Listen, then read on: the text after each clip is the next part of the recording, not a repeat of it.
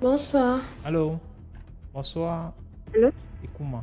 Bonsoir DMG, bonsoir tout le monde. Comment tu vas? Alors, je vais bien, merci. Je vais vous raconter une histoire que moi j'ai vécue dans ma famille. Je suis gabonaise. Donc,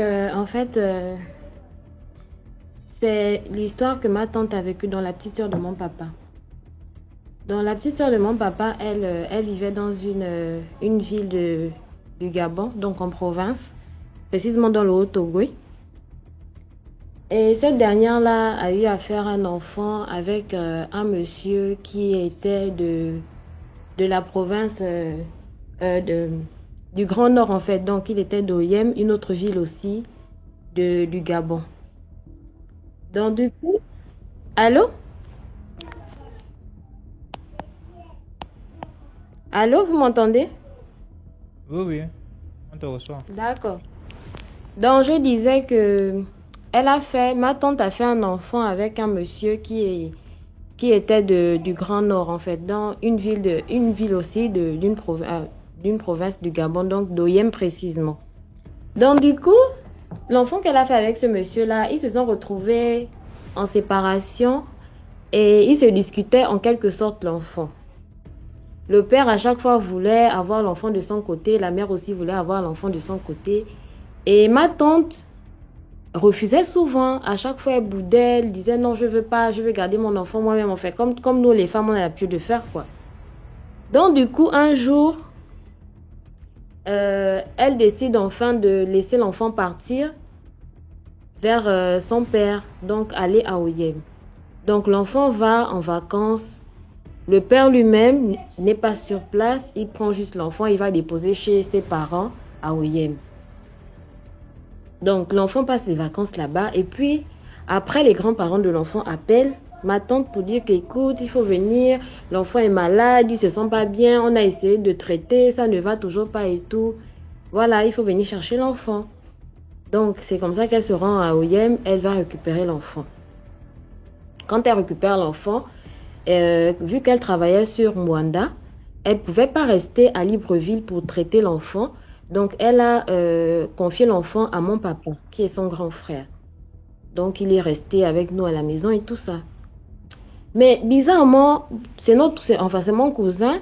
Nous, on était habitués à rester avec lui et tout ça. Mais bizarrement, en revenant d'Oyem, il était bizarre. Il n'était plus le même. C'était maintenant du genre... il avait, vous voyez, le regard un peu... Tu vois, quand quelqu'un a le regard ailleurs, en fait. Il avait souvent le regard ailleurs. Il parlait plus assez. Il jouait plus assez. Il était toujours assis dans son coin et tout. En fait, il était devenu étrange. Donc, on est resté là. Donc, ça a commencé par ma grande sœur. Ma grande sœur, quand on dormait chaque soir, parce qu'on avait un lit superposé. Donc, quand on dormait souvent, à chaque fois, elle se mettait à parler seule dans le sommeil. Laissez-moi, laissez-moi, laissez-moi, laissez-moi. Ah, moi aussi, je me réveillais souvent, je me demandais que, mais qu'est-ce qui se passe et tout. Donc, c'est comme ça qu'un matin, on se lève et tout, je demande à ma soeur que, mais pourquoi la nuit, tu dis souvent laissez-moi, laissez-moi, laissez-moi, tu parles avec qui? C'est comme ça qu'elle dit non, je ne sais pas. Moi-même, je ne sais pas, je ne me rappelle pas que j'ai parlé dans le sommeil. On a laissé passer. Mais on a constaté que ça continuait, ça continuait. Et un jour, elle a fait la même chose. Je me suis levée du lit. Je suis allée appeler ma maman dans leur chambre. Donc, j'appelle maman. Elle vient, elle se lève. Elle appelle aussi papa et tout. Ils viennent, ils écoutent. Comment ma soeur est en train de dire laissez-moi, laissez-moi, laissez-moi. C'est comme ça qu'il la réveille aussitôt. Que, mais qu'est-ce qui se passe? Oh non, il y a des gens qui viennent me chercher et tout. Et ça, pendant que tout ça se passe, on dormait avec notre cousin là. Pendant que tout ça se passe, c'est dire que lui, il est dans un sommeil profond. Au point où il n'écoutait même pas un bruit. Tous les bruits qu'on faisait quand on parlait, il n'écoutait rien. Il était dans son sommeil profond et tout. C'est comme ça que papa a dit, il essaie de réveiller un peu l'enfant et tout. L'enfant ne se réveille pas. Il essaie de le réveiller, l'enfant ne se réveille pas. Il laisse. Il dit, bon, en tout cas, l'enfant respire, il n'y a pas de souci. Il n'a qu'à dormir. Le lendemain, maintenant, on se lève. Ma soeur, on constate maintenant que ma soeur qui, dans le sommeil, à chaque fois se réveille pour dire laissez-moi, laissez-moi là. On constate maintenant qu'elle est devenue aussi un peu comme notre cousin. Du genre, elle reste un peu dans son coin et tout. Elle ne parlait plus trop, elle ne jouait plus trop avec nous et tout. C'est comme ça que ça a attiré l'attention de ma mère parce que ma mère, c'est une femme qui prie beaucoup. Quand ça attire l'attention de ma mère, c'est là où maman se dit non, il y a un truc qui ne va pas. L'enfant là, quoi. C'est comme ça qu'elle appelle ma soeur. Elle demande à ma soeur qu'elle écoute, qu'est-ce qui se passe? Il y a pourquoi je ne peux pas jouer avec les autres et tout.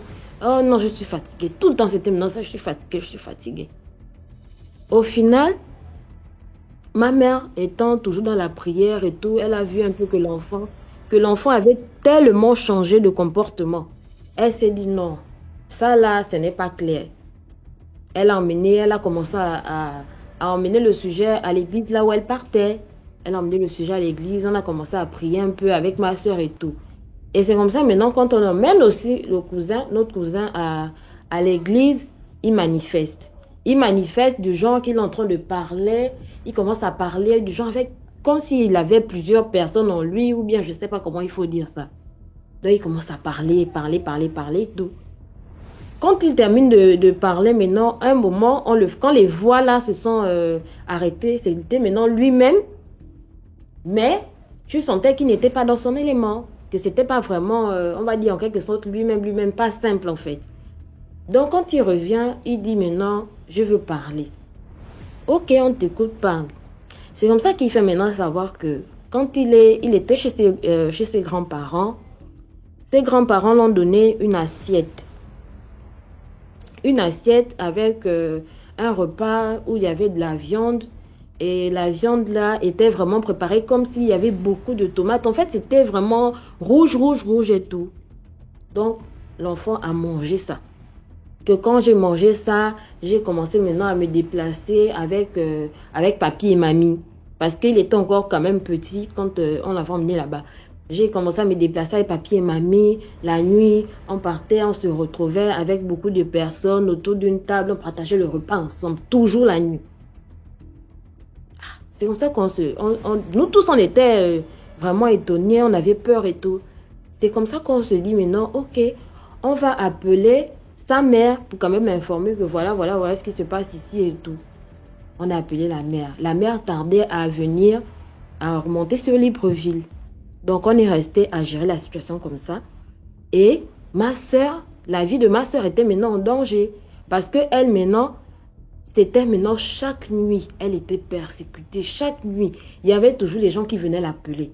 Et moi-même particulièrement, je suis arrivée à un moment où, pendant que elle était allongée, en train de dire que vous voulez m'emmener où, vous voulez m'emmener où, moi je voyais en quelque sorte comme des mains du genre, on dormait en bas, sur le lit superposé, on dormait en bas. Et moi je voyais du genre comme des mains qui nous faisait des signes quoi, du genre que viens et tout, mais il n'y avait pas de voix, mais c'était du genre vraiment pas, on va pas dire que ce sont vraiment des mains, c'est comme si tu hallucinais. Donc c'est comme ça, on est resté là, on nous a séparés de chambre avec lui, il est resté toujours dans son coin, toujours dans le comportement bizarre là. Jusqu'à ce qu'on a commencé, on l'emmenait maintenant régulièrement à l'église, tout le temps on l'emmenait à l'église. Étant à l'église, à chaque fois, il manifestait, il parlait, on écoutait la voix du genre, parfois c'était comme si c'était la voix d'un grand-père, parfois c'était la voix d'une grand-mère, à un moment c'était sa voix, comme si c'était d'autres personnes et tout. Et il commençait à raconter un peu toutes les choses qu'il faisait dans ce monde mystique-là. Que oui, on a pris telle étant enceinte, on a mangé son enfant dans le monde-là, on a fait comme ça, il parlait. Jusqu'à ce que sa mère arrive sur Libreville. Quand elle arrive sur Libreville, on continue à prier pour l'enfant, mais il n'y avait pas en quelque sorte de changement. C'était juste qu'il racontait, mais il n'y avait pas de délivrance.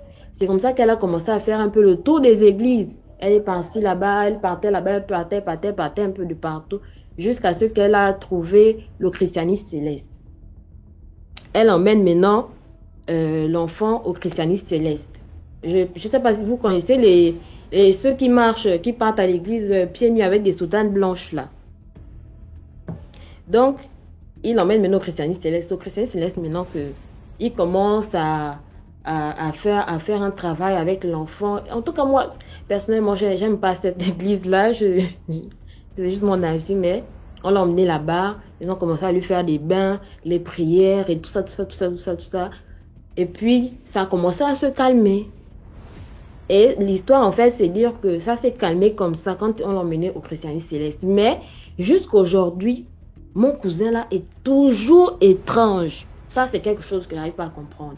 Il ne manifeste plus, mais il est toujours resté étrange. C'est dire que dès que tu le regardes, même tu sens qu'il y a un truc en fait en lui de bizarre.